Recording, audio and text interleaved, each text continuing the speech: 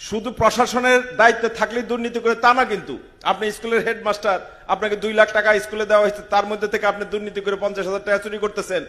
প্রশ্ন করছিলাম একটাই, সব প্রধান শিক্ষকদের নিয়ে, কিন্তু যে আমার কাছে খবর প্রতিষ্ঠান প্রধান যিনি থাকেন শিক্ষা প্রতিষ্ঠান, সে দুর্নীতিবাজ।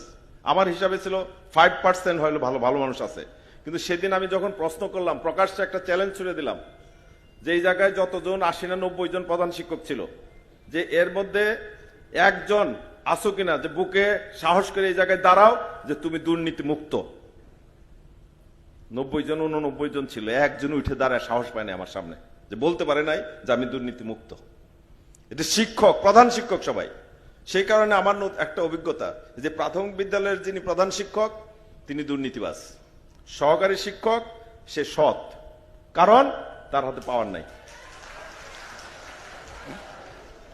সহকারী শিক্ষকের হাতে পাওয়ার নাই, এই জন্য সে সৎ।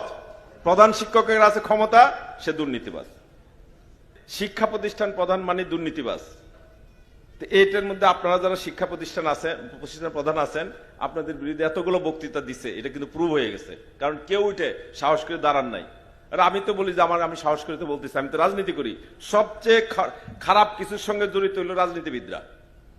আমিও তো রাজনীতি করি, আমি তো মাথা উঁচু করে বলি যে কেউ আমাকে ঘুষ দিতে পারে নাই, জীবনে ঘুষ খাই নাই। তা আপনারা পারেন না, আপনার শিক্ষক মানুষ। আপনি স্কুলের হেডমাস্টার, আপনাকে 2 লাখ টাকা স্কুলে দেওয়া হয়েছে, তার মধ্যে থেকে আপনি দুর্নীতি করে 50,000 টাকা চুরি করতেছেন।